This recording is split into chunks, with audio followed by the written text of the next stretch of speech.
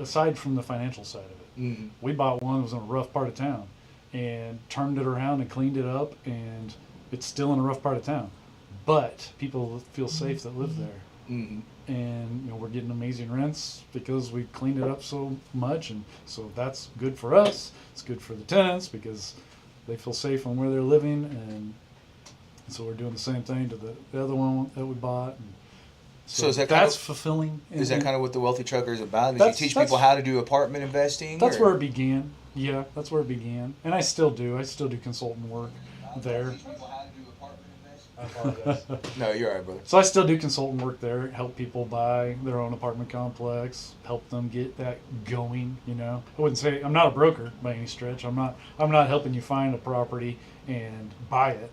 No, I'm more walking you through the process, helping you set up LLCs, helping you do the due diligence work, helping you understand, the numbers are here, but they could be here, and so So that's the consultant work that I started with the Wealthy Trucker.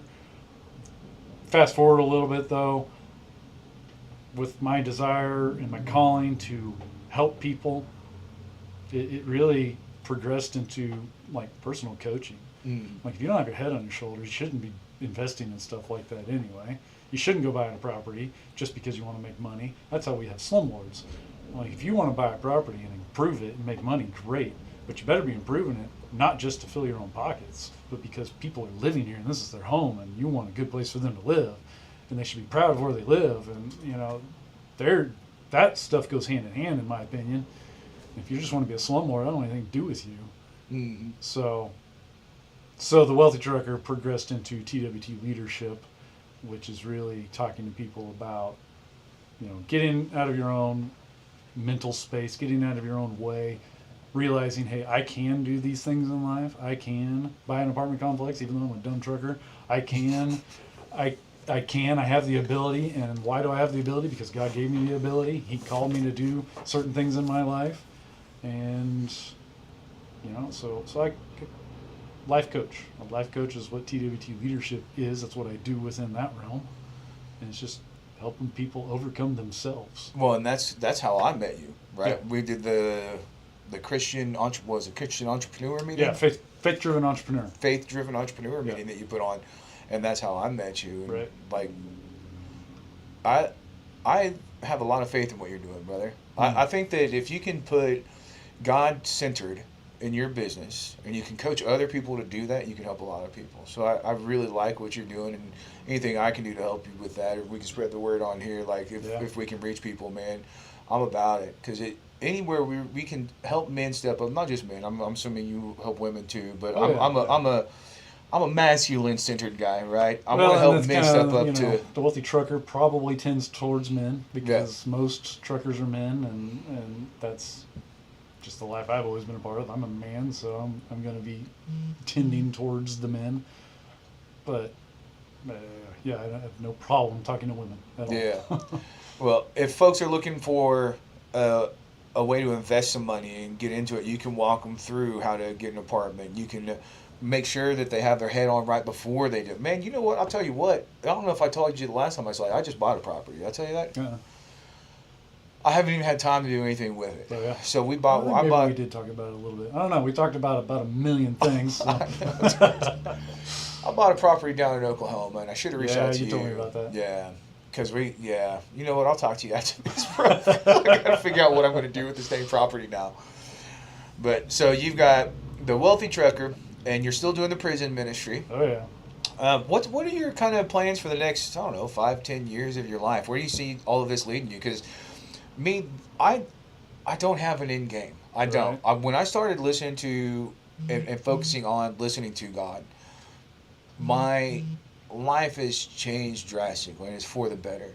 But I no longer, like when I was doing it for myself, I was always like, you know what, if I make $50,000, then $100,000, then I kept setting these goals, and I knew where I was going, but it was never enough. Right. Now, I don't know that I have a goal anymore, right? Which is almost a little scary. Like, I have business goals, don't get me wrong, but like for a life path itself, it's just, I want to make sure I'm listening to God, glorifying Him, spreading His word, and helping other people specifically men step into those leadership roles, much like you're trying to do. Yeah. So, do you have like an end game or a goal or? Yeah. No. And that's, I mean, that's a simple answer to it. You know,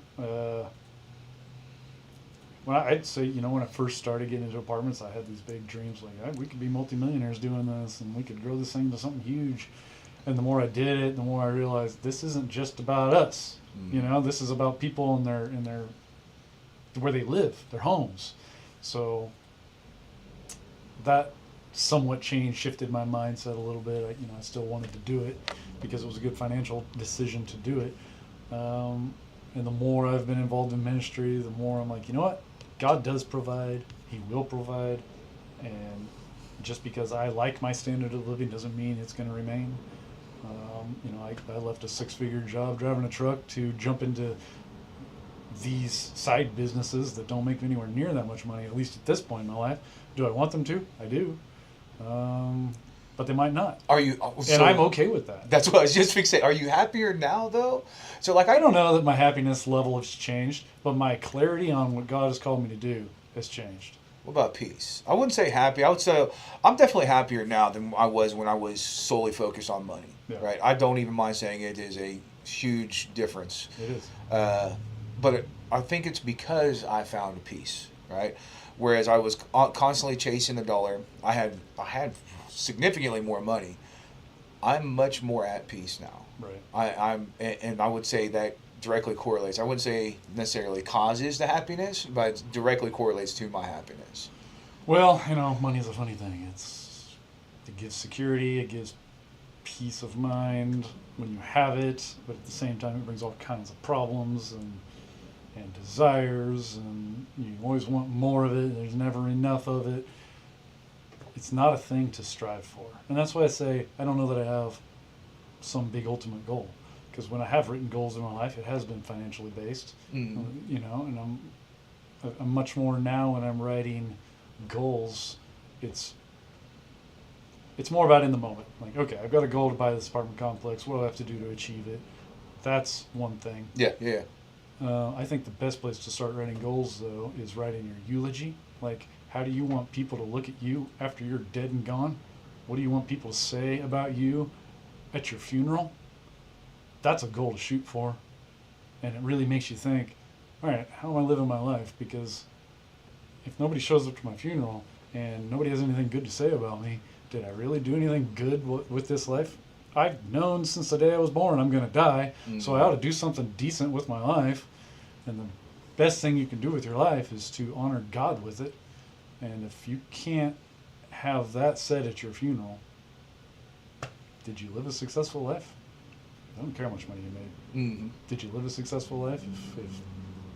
If the only thing people have to say about you is, yeah, he made a lot of money. Yeah. Like, well, he doesn't get to keep it, does he? Yeah, no, doesn't go with me. I think that's why a lot of my focus shift, because I was around the guys that were, oh, look at my yacht, look at, those are the, and it's like, bro, I don't know how, they're still like that, right? Yeah, well, and they're still such a terrible thing to,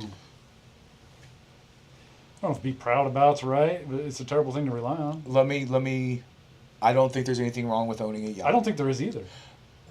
But if that's the sole focus of your life, I think you're going to live a very unfulfilling life. Exactly. It made me completely miserable. And you know what I came to realize is God provides. I have a lot of faith. I have a very strong prayer life. I'm in my scripture. I read.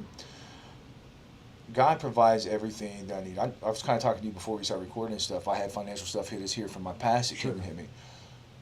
Do I seem like I'm super crazy bummed out? And these would really stress most people out. Yeah. And my thing is, I'm like, you know what? God's going to take care of me. God's got it. And And that doesn't mean you're sitting on the couch doing nothing. No, not at all. Not at all. I think that's where people go. I think that's where their mind goes. Like, well, God's going to provide, so I don't have to do anything. No. Like, bull crap. No. God gave you a lot of ability to go out and produce and add value to this world. Well, being lazy is sinful. Yeah. So Yeah. Like, get off your you butt and do it. go get up and work. Do something about it. But if you're doing what God... I love how it says if you can ask anything that aligns with His will, and He'll make sure that you have it. If you have the confidence that you have it, so like when you're praying, if you are aligning with God's will, making sure that you're aligning with His will, and what you're asking for aligns His will, and you just believe that you have it, He'll provide it. Yeah. Like, I used to pray that and include $1 million in there. Prior to understanding that, all right, it's not about money, you idiot. Yep. Yep. I know that I'll be okay, man. I might not have all the money in the world. I might not have all of that, but I know I'll be okay. And I know that God, you know what? I also know that God wants people to be successful. He does. He wants people to be And happy. He uses multimillionaires all day Oh, long. yeah, 100%. I mean, business owners produce a ton of value. If we didn't have business owners, this world would be a terrible place. Oh, yeah. And it already is a terrible place, but we wouldn't have the prospering economy that we have, at least here in America, if we didn't have Christian business owners. Yeah. So, God, money's not the problem. Having your focus solely on money is the problem. But you can build a business and be solely focused on Christ. Yeah. And still build and then use that money to do what business. God. Yeah. Like, yeah. No, I know absolutely. some of those business owners that do that. Yep. And they set strict limits on themselves. Like I know how much money I can handle in my life. Anything more than that is way too much of a temptation. And so they set bars. Like, we're not going above this, because when I go above this, it's a problem. It's bad. Yeah. And so they can set that bar, and it takes a heck of a disciplined person to be able to do that. Yeah. So money's not the problem. Yeah, I don't want people But thinking money I'm can preaching. be a problem. I don't Yeah. want people thinking I'm preaching. Oh, you should be broke if you follow God. That's not what it is at all. Right. It's not what it all. If you're it's a false idol, right? Money. It is. You're worshiping money instead And of it's God. a strong That's what is a one. problem. It's Yeah. a strong one that a lot of us cannot overcome. I'm not saying I can overcome it that well. It's a problem. What's the old rock and roll thing? Sex, drugs, and women, or sex, drugs, and money, something like that. Uh-huh. Some of the 3 biggest temptations that affect nearly everybody in this world. Yep. There's lots of little temptations, but those are big ones. Yeah. Which is why you turn on, I don't care what it is, and there's a half-naked woman in front of you because it sells. Yeah. And there's expensive cars and just luxurious life thrown at you in advertisements because it's attractive and it sells. Money and sex and drugs is the thing that just blinds you and gives you a false sense of peace. Yeah. That's sells. Literally, well, not it just it sells. So I think those are all, not necessarily the money part, right? I think we've been pretty clear about, we both have the same belief on that. But those are all very fleshly things, right? Those all feel good to us. That gives us the fleshly security. Oh, we feel good. Oh, we're right in the right place. And we're all throughout the Bible, it says, deny the flesh. Yep. That's why I think it's kind of funny that some people... Get it on the camera. Yep. Deny yourself. Yeah. You have to. Yeah, you have to. Well, and we're in a culture where they're telling you that you should be celebrating those things, right? Lift up. You should be doing these things. You should be rich and partying, and men should be with 5 million women. And this is the stuff that we're celebrating now as a society, as a culture. And it just, I'm going to go back and say I do think it's gotten worse than it has been in the past. I do. Solomon had 3,000 wives. Yeah, so yeah. It's always been there. It's always been there. I just think it's the old elephant analogy. If you're standing too close to the elephant, you don't even know it's an elephant. Oh yeah. You finally step back from it, and you're like, okay, now I see. That's the problem that we all deal with, and so we live in our society today, and we think we're in the end times, and everything's terrible, and it's worse than it's ever been. I'm like, well, how about you look back 2,000 years ago and realize how bad it was then, and compare it to today. I love listening to war stories and stuff. Like Vietnam War I just love listening to the stories, which is kind of why I like writing trucker stories, because I think people like them. But anyway, you listen to some of the battles that the guys went through, and it was just hopeless. Like the battles that some guys went through that should have died. Yeah. And somehow they didn't die, and they lived through it. And I'm like, that was hell on earth. And I got to think that when they were in that moment, they're thinking, it can't get any worse than this. This has got to be the end. And they're still living today, and everything got better. So anyway, just to throw a little counter argument at you. No. I don't really think it's any worse today than it's ever been. We just think it is because we live engulfed in it. We can't see the elephant because we're too close to it. You wouldn't say that society has started being more accepting of things they shouldn't be accepting of. You wouldn't say that's any worse now than it is. I'd say it's more publicized. I'd say It's more, yeah, it's, we can see it easier than ever before Yes. because of media. I think so. I think you and I agree. It's just as prevalent as it's always been, but now I Probably think louder now. Louder now. Yeah. Yes, Yeah. I think it's just as prevalent as it's always been. It's always been there. Always been a problem. Sure. But now we've got social media, and I'm on. So I do social media for a living now. I'm Yeah. on social media constantly. So you're seeing it all the time. Constantly. Which is probably part of your problem. It is probably 'Cause part of I'm my not problem. reading the comments, so I don't hear It's- it. And, Well, and it's not just me, right? So, you got to think about youth now, right? Who's watching their kids? They give them a tablet, let them be on social media. You look at this stuff. I think that is a worsening, I right? agree. So you've got kids getting into social media that have society and the people that are saying that these things are good on all of these platforms when it's not good, and that's what's raising children. I think that's worse than what it has been. Potentially, I mean, we don't know what the outcome of those kids is going to be, Well, we kind of do. We see it playing out in society. But So the issues are still prevalent. still I agree with you. prevalent, It's for always sure. been that way. Yeah. I just think it's more publicized now. I think it's being pushed in people's faces more now. Like, what is old Andrew Tate, right? He's a perfect example of it. I like some of his logic, I guess, but not all of it. This is like, stand up, be a man, be with 5 million women, repopulate the earth, whatever his belief system is. This is stuff that's being pushed on young men. If you're going to be a good man, you're going to stand up, be an alpha man, and be mean to everyone, basically. And it's like, okay, that's not good at all. This is being pushed on people. And that's just one thing. There's all these different people that have all these different beliefs. And it's funny because you have young men or a young culture, young society, the next generation that's coming up that's looking for that kind of leadership, because I don't think parents have really been taught how to parent this coming up generation. yeah, And they're looking to these things for that advice, and they're getting it from all these people that are not reading their Bible, not doing it scripturally. Yeah. That's what's scary to me, and that's what I think has gotten worse. I agree. I think, once again, I won't agree with you on whether it's gotten worse or not. I don't know. I can't look at that measure. I like reading spreadsheets, so to know where we're at on the scale. I'll give you a Of statistic. yesterday to today, I don't know. I'll give you a statistic. Do you know what early onset gender dysphoria is? I mean, I could probably.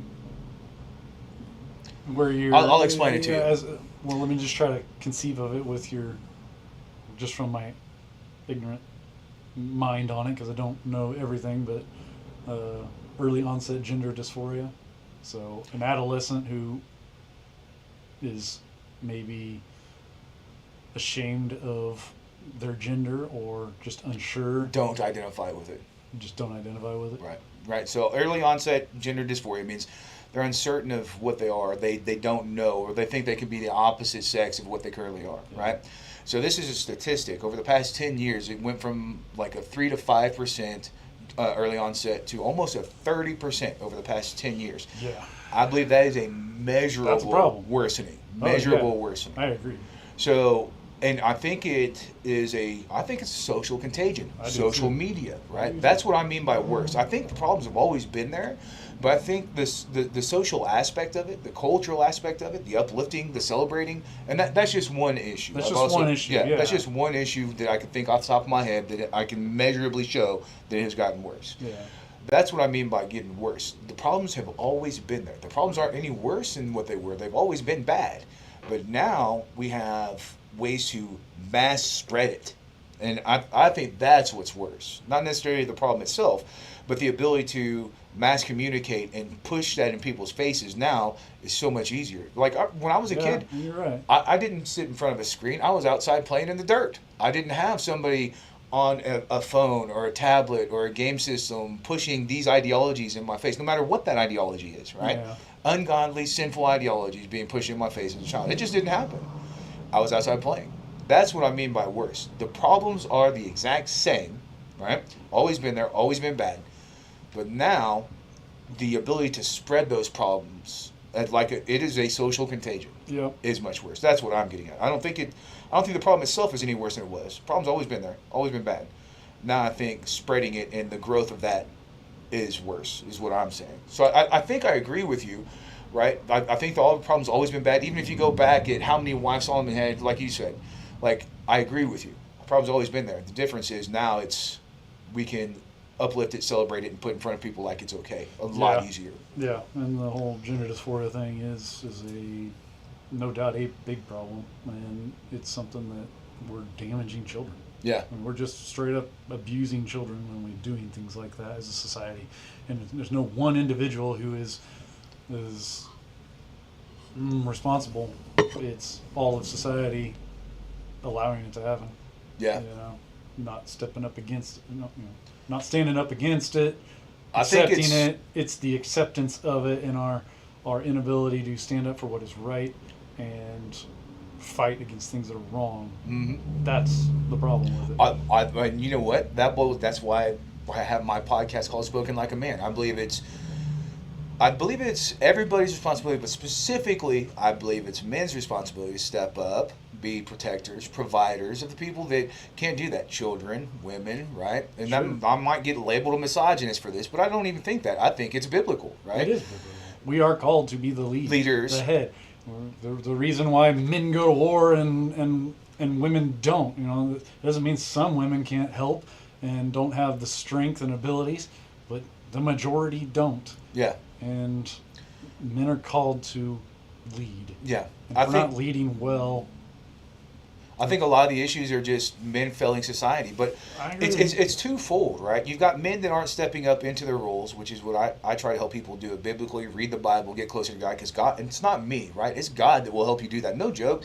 If you read the Bible and what God wants for you, it will lead you into the path that you need to walk in. Right. It's not me doing anything at all. No, absolutely. If you get people to get a relationship with God, read the Bible, it will literally tell you, you have an instruction manual that tells you how to live your life, Right. and your life goes better. I am a perfect example. The people I've talked to are perfect examples. Just start reading the Bible and lead it. The problem Look is... at the guys at the prison. Yes, exactly right. I mean, it's a little... Well, and what we're dealing with now is not only are men not stepping into those roles, we've got people that are beating men down for trying to step into them, and men that don't know how to step into those roles. You look at the single parent household, single mother households, how that's increased over time.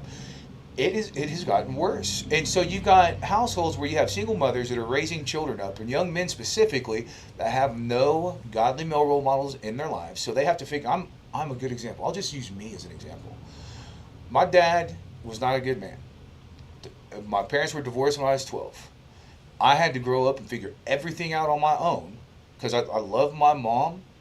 I love my mom, but she can't really raise a man, right? She's not a man. That, again, people may label me misogynistic for that, but it's very, I'll say it's difficult for a woman to raise a man, right? You need that male role model. You need that fatherly figure. I grew up without difficult for them to do it alone. Yes. Because we need our moms. Yes. We do. Yeah. To become a well-rounded man, Yes. you need your mom. You need both. You need both. That's the way That's God the made important. it. Yeah. That is the way God made it. Mom and dad. Yeah. Penis and vagina. Yeah, right? Well, that's how blatantly obvious we have to get in today's society. It is, dude. It's so bad. It's so bad. No, I agree with you. But, like, I went through things in my life struggling and figuring things out that if I'd had a dad that was biblical and raised me and taught me these things, rather than me, I feel like, not that I have everything right, don't get me wrong, and I'm not saying that, and I don't think I'm infallible. No, I feel like I'm 41 years old and I'm just now starting to figure life out. Yeah. And if you look at, I forget the exact statistic, but it looks at, or the first-time homeowners, the age of the first-time homeowner has gone up as well. And it's not just because things are expensive. It's because people aren't being led properly. Again, it boils down to the nuclear family. It boils down to men not stepping into their roles. Young men now, what's so scary now is these people that are growing up without dads now, they don't have that leadership in the next generation taking over. And the single mother household is there's so many more of them where these young men aren't getting guidance. Because here's the thing, men have to know their purpose. Is really what it boils down to. That's really what it boils down to. That's really what it boils down to. I think that's why TWT leadership started becoming a thing. Yeah. If you can just guide people to know their roles, to see specifically young men, and they're learning that, it's just because how to live this criminal life because they were in a broken family. And maybe it had to do with poverty, maybe it had to do with sexual abuse, maybe it had to do with some other type of abuse. The point is, they did not have a healthy mother and father Mm-hmm. in a Christian household Mm-hmm. raising them. If they did, they would not be in prison. 90% chance they wouldn't be in prison. You know, Yeah. I'm just saying, it's just true. Yeah. You just can't argue against it. It's not a guarantee. You know, there's plenty of people in prison, I'm sure, If you look that at- have a good mom and a good dad, and they just made terrible choices in life. You know, but So there's, I think it's called the NIH, and I've read a lot of these studies, and I actually I have them stored away. The statistics of poverty, crime, poor education is all substantially higher in a broken household. Yeah. Like, it is not just something we're saying; it is proven Right. statistically. Like, it is empirical data showing that the nuclear family is the best way you can have a family. It's the best way you're less likely to have poverty. The best way you're less likely to have criminal children, like myself. I'm not blaming anybody. It's the best way to avoid those things is having a home that's not broken. And I feel like we're in a culture now that is actually attacking that. well, yeah, that celebrates the broken family. Yeah, yeah. If there's ever going to be a fall of America, it's because we've done that. Yes. Yeah. I really believe that. No, I'm on the exact same page with you. I agree with you. Well, I want you to reach. You can actually look directly in the camera because I want you to tell people how they can find you, man. How they can find the Wealthy Trucker, your coaching, and we didn't really talk about. You were going to maybe do a little podcast, but give them a little preview. That might be something in the future. I've done the Wealthy Trucker podcast before. It was all about apartment investing, but you know, the more I talk about coaching, the more I want to help people find their purpose and their calling in life, the more I think, you know what, it's time to launch the Wealthy Trucker again. And so, yeah, that's coming. It's coming down the road, and figuratively and literally, the Wealthy Trucker coming down the road. Do you have a website and Yes, like social got and the stuff? wealthytrucker.com. So if you're interested in apartment investing, you want to talk about that, or if you want to talk about, you know, life coaching, just trying to figure out, you know, what's my next stage in life? What am I supposed to be doing? What's God calling me to do? Those are the types of discussions I have regularly, and I'm starting up groups called the Convoy. And I didn't know about that. Do some group coaching and just some accountability stuff there. And yeah, so go to thewealthytrucker.com, check it out. You can schedule time on my calendar. We can get together and talk, and have a good time. All right, guys, you heard it. Thewealthytrucker.com. Check them out. Eric, thank you again very much for being on here, dude. I really enjoy our conversations. I look forward to more. Yeah, I do too, man. I really do. And you know what? I hope that Wealthy Trucker that podcast gets going, and we'll have you back on. We'll talk about that some more. Well, I feel like Danny ought to be on the Wealthy Trucker, so this will be another podcast coming. Well, guys, that's another episode of Spoken Like a Man. Appreciate you tuning in. Make sure you check